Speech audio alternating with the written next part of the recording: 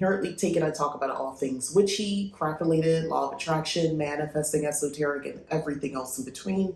And today's topic is all about magic, all about witchcraft, and all about me and how I center those things in my practice and honestly my life.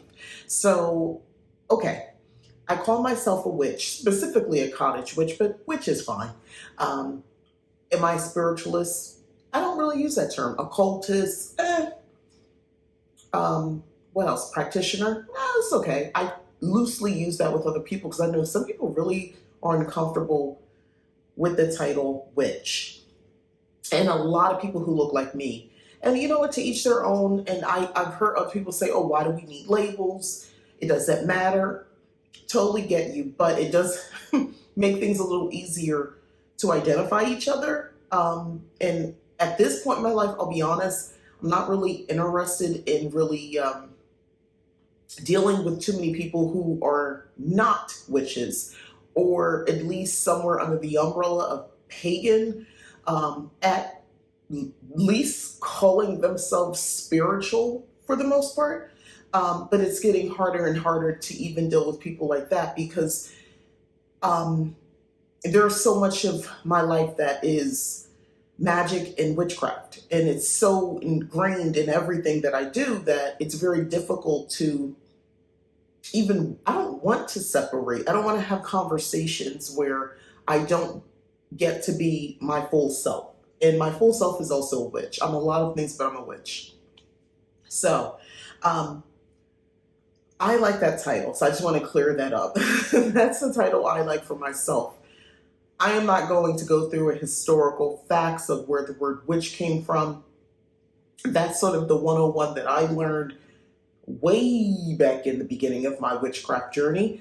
And I think there's enough content on that. I don't think that that's something that people can't figure out and learn. Because I learned about that when I first came into being Wiccan. So, I'm not here to educate you on terminology. I'm just telling you sort of why I'm claiming that term. I claim that term because I like it. It fits and it feels right within, okay? And kudos to everybody else who feels differently and they don't want a title, but they feel just as good not having a title. Great for you. But as for me, I like being called a witch. It's a tricky business. Being called a witch or identifying as a witch. I had an opportunity to talk to someone who I probably haven't talked to in a very long time. And I realized I kind of struggled with the word witch when I was talking to that person because I realized that some people they're not used to people calling themselves witches, especially someone who looks like me. So, I realized, and in that moment, I was like, I had a weird hesitation. I mean, I continued on, but I had a weird hesitation. And I kind of examined why that was when I just told you so much of everything I do involves magic and witchcraft. And I realized it's because I'm intuitive enough to understand that sometimes information will not be received, or there's a chance the information that you're providing will not be received in the way that you intended. I cannot I can't do anything about how someone else is thinking or judging or not. I can't be responsible for their reaction. But what I can do is protect myself. So what I do find is what I thought was like, am I ashamed? No, because I know I'm not ashamed. I'm on YouTube. I'm on TikTok. Like I'm out of the broom closet. So I really analyzed this feeling, and I'm talking about this for a reason, especially if you can identify with this. I realized it wasn't about feeling shame because I checked did a scan. That's not what it was. It was my intuition telling me everyone isn't speaking the same language you're speaking. And I speak bluntly and I speak in terms of witchcraft. And everyone else is not comfortable with that terminology. Everybody's not comfortable with the language that I speak. So you have to interpret. you know? You could choose not to, but then there's going to be this lack of understanding. So I basically gave a fuzzy definition, so to speak, without actually using the term witch in that situation. But that was my intuition taking over. I'm in forever gratitude of my higher self when that happens. But I do the work of actually doing a self check. Like, where's that coming from? Is this authentic, or is this some fear thing or shame thing? And it's none of that. I know it was an authentic reaction because intuitively I knew that person wouldn't handle that title coming out of my mouth. So being a witch for me, honestly, because I spend so much time within my own home practicing my way, it's really not a big deal. It's infused in my life. You know, my family knows. So if I'm talking, I can say what I want. Over time, it's taken time. There's been an understanding amongst us all and a level of respect. So interaction with the people I know and that I deal with every day, no issue. There are some people I talk to, I rarely ever bring up anything that I'm doing as far as magic or spells or ritual, very high level. Again, we don't speak the same language. So to say I'm doing a full moon ritual is enough. To break down specifics of what I'm doing in that ritual, we're speaking two different languages. I'd have to start from the beginning because not everybody understands Witchcraft 101. Especially if they're not a witch and they're not interested in becoming one, and that's fine. However, being a witch can be isolating. Me, as a witch, can feel isolating at times. It can feel like I'm on an island. It can be lonely being a witch. Me being a witch. One of the things is that I find, because we live in such an ageist society, when I am seen as a witch, I'm never just seen. I'm seen as, I'm not a young woman. I'm trying to find a way to say this. I'm not a young woman. And I'm noticing ageism has always been around, especially when it comes to women. Like, I feel like society is just so horrible with women. It's not about whether you look your age or not, because that irritates me too. When people say, oh, 50 where, 60 where, and all that sort of stuff. And it's like, no, that's 50. That's 60. Stop. It sounds like, and maybe some people enjoy that, but it sounds like a compliment. But to me, it's not really a compliment, because it's like, oh, well, you look good for your age. You look better than what? My mom, my aunties, my best friend. Like, better than who? Stop that. That's not nice. I don't like that. But anyway, I just find that people are ageist within the witchcraft community. Yes, even online. I find people are ageist. So, like I said, it can be a little isolating. I mean, I'm not looking for acceptance, by the way. It's more or less I'm just kind of conveying what it's like in my shoes as a witch. But that's okay, because it's easier for me to relate to people closer to my age anyway. So it's not that big of a deal. And I do. And I find, and you know what, the spirits come through and they help me find my tribe. They help me find my tribe. So I'm very grateful for that, because I've found my tribe. Now, I have a whole coven that I'm the leader of. And that's a totally different family. And my life has been the better for having, being in friendships with a group of grown women witches has been very beneficial to me.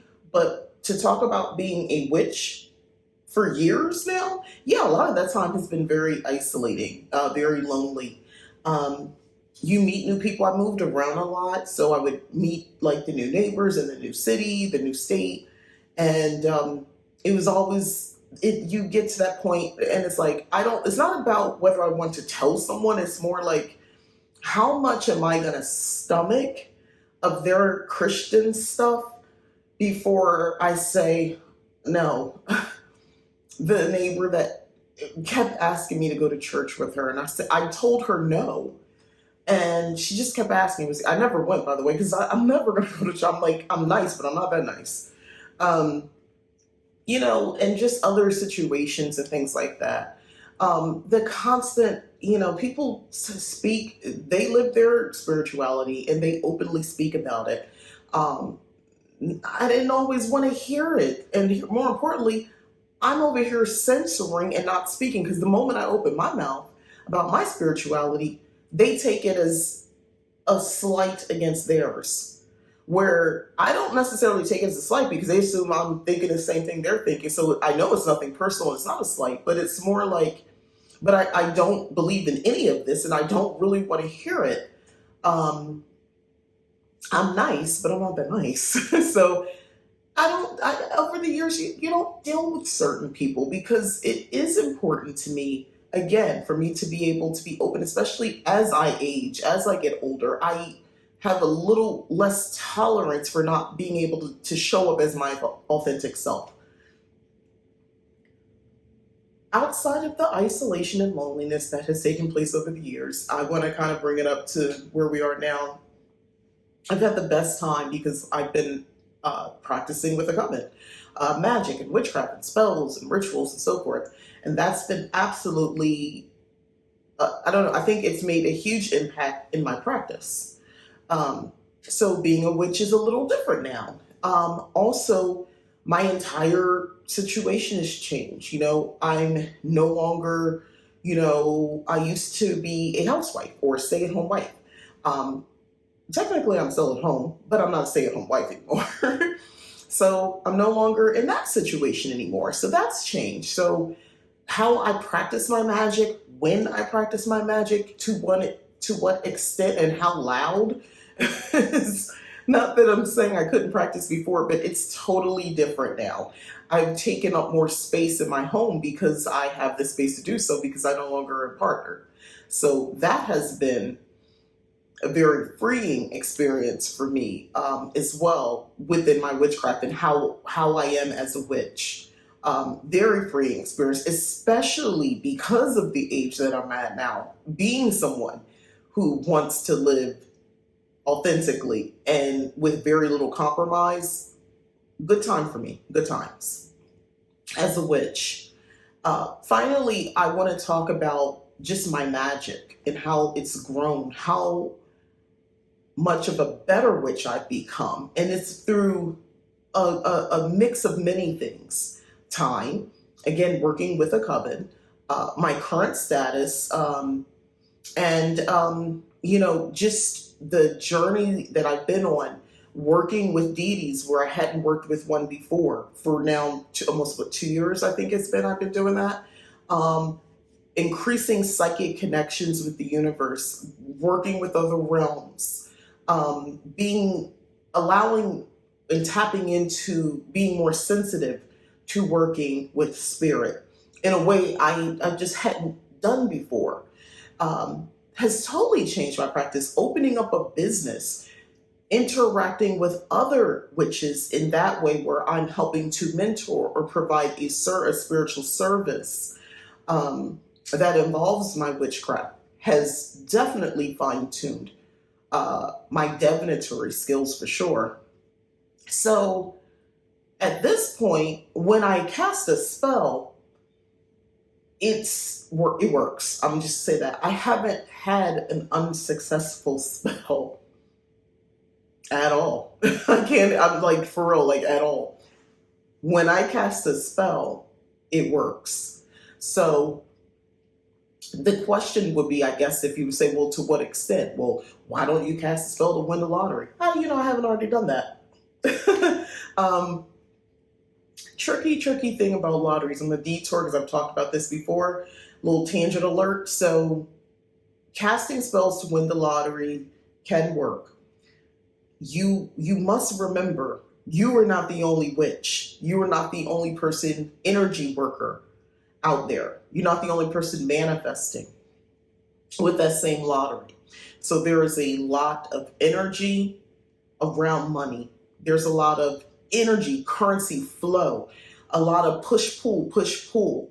So it's not that you're not powerful. It's not, or myself, it's not that your spell didn't work.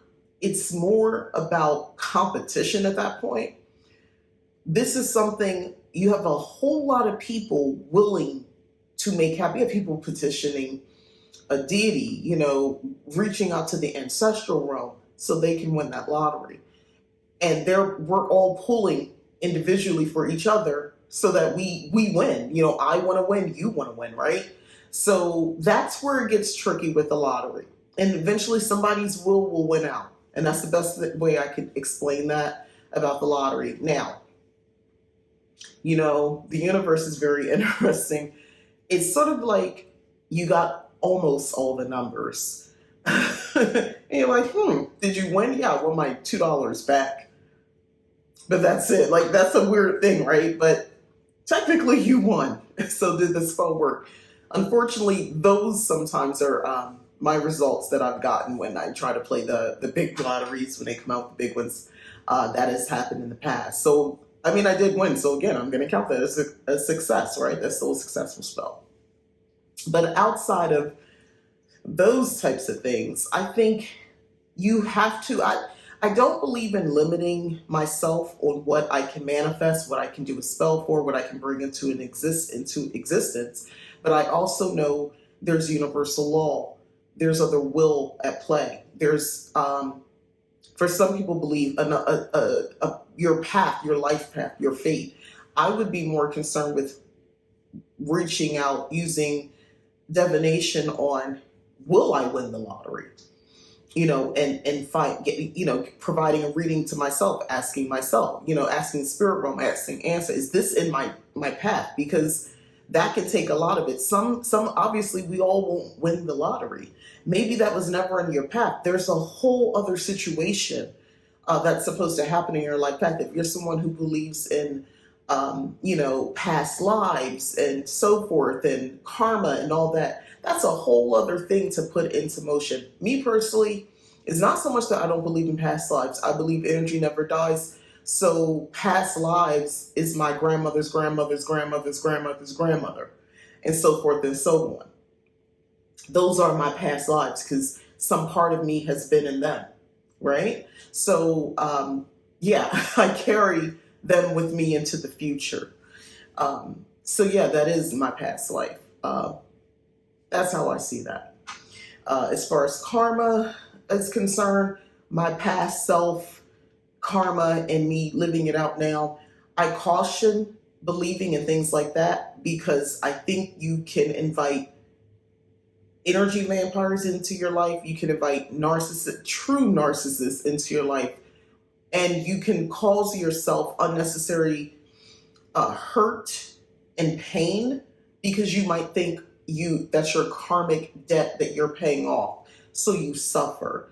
That's getting way too close to Christianity to me, this concept of suffer and sacrifice, not offering, suffer and sacrifice. To me, it's getting a little too close because this concept of, well, once you do whatever you do in this life and you suffer through it, there's some sort of reward. Either with the Christians, you go to heaven, and with this other concept of how some people view karma from past lives, your past self, is that once you fulfilled this karmic balance, then your soul can finally you can reincarnate into a new person or, something like that. I'm not saying that I know everything and that's completely wrong. I'm saying something about that seems fishy to me. And it seems like the gateway one. And another thing I noticed about that is I notice women, there's more women who are more, at least outspoken about identifying with that type of thinking than men. And my thoughts are, it feels a little patriarchal. Feels like it's somewhere under that umbrella because I'm thinking, well, your daddy beat your mommy. Shouldn't you, the son, shouldn't he be suffering right now? He's eating good, got pretty women around him. He's got money. Like, you see this, like, your dad was an a-hole to your mom. his dad was an a-hole to his woman. And so, like, you come from a generation of people like that. Yet these men don't seem they don't seem to be suffering in this life. Again, tangent over. Let me circle back. So that's another thing. Being a witch allows me to have a level of open-mindedness on topics. Like, you throw certain things at me, and as long as I have some idea, and if I don't, I'll ask, explain more of what you're talking about. Tell me about this thing, this idea, or this, whatever it is, or concept that I might not have heard. And here's the thing. Sometimes I think certain things like I've heard, oh, your heart center. I've heard, oh, you want to make sure that your body is in alignment. And then you'll have somebody else say, oh, your chakras in alignment, and so forth. It's just terminology, and nothing is wrong. Nothing is bad. It's just we're using maybe different terminology, right? And that's okay. That's more of a concept about language. But my point is, I'm someone who will take the time to listen and to kind of let it rattle around in my head a little bit. I'm not someone who immediately just shoots it down and says, no, that's not right, or that goes against my principles. That's not of what I believe in. So no, I'm going to listen to you. I've listened to people talk about what are considered sacred or holy texts that I do not read or follow at this point in my spiritual path. But they draw connections to things that actually are close to my spiritual path. And it's worth sometimes listening and seeing how they think. I find it fascinating how other people draw connections. Just because I didn't see the pattern doesn't mean that it's not there, and doesn't mean it's an offense to everything that I hold dear and believe in. So there's a level of openness that I have that I think comes with being a witch. Now, being specifically a Black witch takes it up a notch. I believe I get to live the wildest of wildest dreams of my ancestors. I believe, and I have absolutely no way of proving this other than my own belief and having a psychic medium validate me years ago what I believed, is that I come from women who would now be considered witches. They would not refer to themselves necessarily as witches at that time, point in time. But I believe that there's a lineage within my family who chooses to believe or not. And here's the thing, I don't think it's just the women on top of that. I think that some of us, it's not just the women, it's some of the men in my family as well. I believe I am grateful enough to be one of those women in my family that is witch. And I take that as a great honor. Being a Black witch, I feel like I am living out not just my own reality, dream into reality, the women before me. Living the way I live. So, is living out their dream, a dream maybe they didn't even, may not have been bold enough to dare dream because it was so far from their reality. I take pride in that. So that's a very distinct honor to be a Black witch. I love my Blackness. I love being of African descent. I don't have all the ties to the lands and to the people as I would love to have. I just have very high level. But what I know based on a DNA result and what I know from a spiritual point of view, I'm very satisfied with that information, and I'm very grateful, and it makes me proud to be who I am as a Black witch. So there's that with the Black part. And being a partner, being a mother, being a friend, I think it makes me, because I am so very in touch with my empathetic side, with my intuitive side, I'm a delight. I'm a delight. I'm a delightful friend because I'm in tune enough to know I don't want to suck up all the life out of a conversation, hyper focused on what I need to tell you and what I think you should do, or, that sort of thing. I mean, there's maturity as well. That's part of this. But I'm very interested in knowing the daily everyday routines and what happened. Oh, so this happened today and stuff like that. Like I'm somebody I like stuff like that. It bonds you. I like being part of the circle, in that person's circle, because everybody has a circle, even if it's a small circle. You have a circle of people you trust, right? It might just be you, the one friend, maybe your mom and your pet. Still your circle. So, you know, it no judgment there. I get that. My circle is relatively small. It has expanded over the years, but it's still small. Um, but yeah, I like that. Being a witch to me makes me a better friend, a better partner. We don't even get into being a romantic partner with a witch, um, who is willing to do shadow work, has done it, willing to do ritual for cleansing, and for, rejuvenation spells, whether, spiritually speaking, physically speaking, um, being willing to manifest on for someone else, to help them achieve their goals. Yeah, that's a great partner. I can't speak enough about that, as a witch. So ultimately, being a witch has been one of the most positive things, um, parts of my life. It's helped. It's also helped in the things that weren't always so positive, negative, the hurt, pain, my healing journey, and so forth. Being a witch, knowing what to do with that, knowing how to manage those feelings, and knowing how to transmute when necessary. I'm going to tell you this.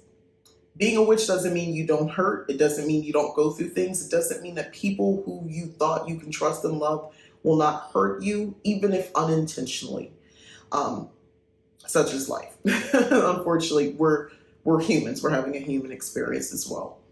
Um, but what it does help with is the cleanup and the aftermath, and on some level, the amount of hurt and yeah, the amount of hurt that can be dished out to you, especially if you're big on protection magic. Um, the best way I can say is sometimes the situation can be a lot worse. Um, but because you're a witch, it wasn't. I'll just say that. So, knowing what to do with grief, knowing what to do with all of that comes with that.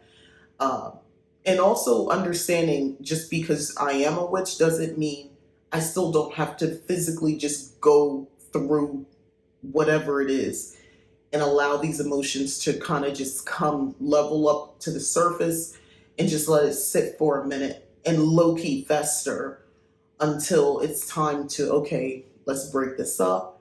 Let's look at each piece. What do we need to keep from this? And what do we need to get rid of? What are we holding on to out of this situation? Knowing to do that, which is a process, and it is what it is. That's part of our human experience. Being a witch, unfortunately, like I said, may not shield you from all of it, but I feel like I know how to ground myself. I know the principles of grounding. Again, universal law. I understand as above, so below. I understand the pendulum swing that is life.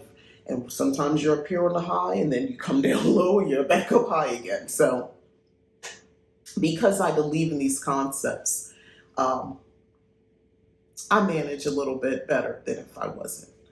And finally, I would just say, and I just got this sign, actually, Michael's Halloween display.